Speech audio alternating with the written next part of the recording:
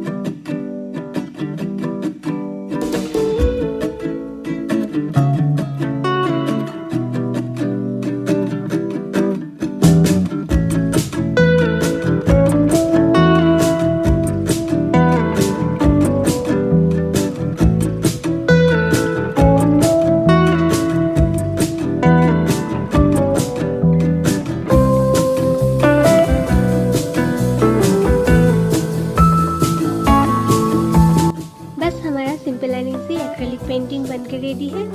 I hope आप सबको ये पसंद आए हो। And at last, I am a terrible Hindi speaker, so please overlook my errors. I am still learning it. If you like my video, then please hit the like button and subscribe my channel. Thank you so much for watching.